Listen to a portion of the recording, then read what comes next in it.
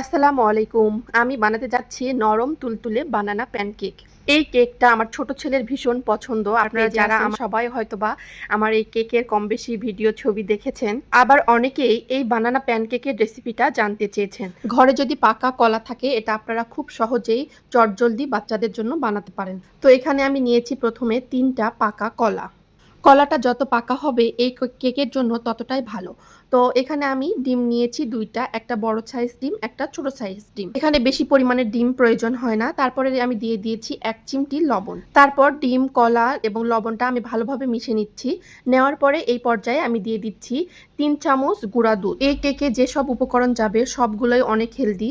আর এখানে আমি ১ চামচ তার অল্প একটু বেশি পরিমাণ বেকিং পাউডার দিয়েছি। তারপর এখানে আমি পরিমাণ মতো চিনি দিয়ে দিব। যার যেরকম মিষ্টিটা পছন্দ সেরকমই দিতে হবে। আসলে কলা থেকে মানে অনেকটা মিষ্টি পাওয়া যায়। তো এখানে বেশি পরিমাণ চিনি দেওয়ার প্রয়োজন হয় না। আর বেশি চিনি দিলে এটা হেলদিও হবে না। তারপর চিনি দেওয়ার পরে আমি অনেকটা সময় এটা ভালোভাবে চিনিটা মিশিয়ে নিয়েছি। তারপর এখানে আমি দিচ্ছি লাল আটা। আপনারা চাইলে বাসায় যে রেগুলার আটা দিয়ে আমরা রুটি বানাই ওটা দিয়েও করা যাবে। কিন্তু লাল আটা দিলে একটু বাচ্চাদের জন্য বেশি হেলদি হবে জন্য আমি সাধারণত লাল আটাই দিয়ে থাকি। তারপর এটা ভালোভাবে মিশিয়ে নিতে হবে। আর কিরকম ঘনত্বটা হচ্ছে আপনারা দেখতেই পেয়েছেন। আর এটা ভাজার জন্য আপনারা চাইলে সয়াবিন তেল, বাটার বা ঘি দিয়েও ভাজতে পারেন। তো প্রথমটা আমি সয়াবিন তেল দিয়ে ভেজে নিচ্ছি। তেলটা গরম হয়ে আসলে ব্যাটারটা দিতে হবে।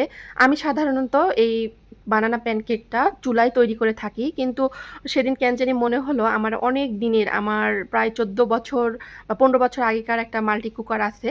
তো সেই কুকারটাতে বেলকনির মধ্যে একটু তৈরি করি কেমন হয়। আসলে এর আগে কখনোই আমি এরকম মাল্টি কুকারে তৈরি করিনি। তো দেখলাম যে চুলার থেকে এটাতে অনেক বেশি ভালো হচ্ছিল। কারণ এটার মানে তাপটা অনেক ধীরে, ধীরে আসে। আর কেকের তাপটা যত ধীরে হবে কেকটা তত সুন্দর ভিতর থেকে হবে। তো একটা, একটা করে দিতে মনে হচ্ছিল অনেকটা সময় লাগছিল। তখন আমি একবারে যেহেতু পাত্রটাও আমার অনেক বড় ছিল, একবারে ৩ টা দিয়ে দিয়েছি। খুব তাড়াতাড়ি হয়ে গেল। আমার ছেলে ছাদে বা একটু বাইরে রান্নাবান্না এগুলা দেখলে অনেক খুশি হয়। তো সেদিন আমি যখন বেলকনিতে এরকম মানে ওর জন্য বানানা প্যানকেক বানাচ্ছিলাম সে অনেক খুশি হয়েছে। কলা এরকম বাজার থেকে বেশি আনার ফলে দেখা যায় যে কলাটা বেশি পেকে গেছে। তখন আমরা খুব সহজেই এই কেকটা বানিয়ে ফেলতে পারি। এটা বাচ্চারা সকালের নাস্তায়, বিকালের নাস্তায় কিংবা টিফিনে অনেক ভালোভাবে খেতে পারে। আর এটা এমনি নরমালেও ১-২ দিন থাকবে। আর ফ্রিজে ৪-৫ দিন আপনারা রেখে আবার ওভেনে গরম করেও আমি আমার বাচ্চাদের দিয়ে থাকি। তারপরে এই তো তারা অপেক্ষা করছে যে আম্মু কখন কেক আনবে। তা আমি এনেছি তারা অনেক খুশি। পরে আবার মনে হলো যে আমি একটু বড় করে দিয়ে দেখি এটাতে কেমন হয়। তো বাটার দিয়ে পরে এটা আমি বড় করে বানাইছিলাম। এটাও অনেক সুন্দর হয়েছিল। আর এই ছিল আজকের আমার ভিডিও। আমার ভিডিওটা কেমন লাগলো অবশ্যই কমেন্টে বলে যাবেন। আল্লাহ হাফেজ।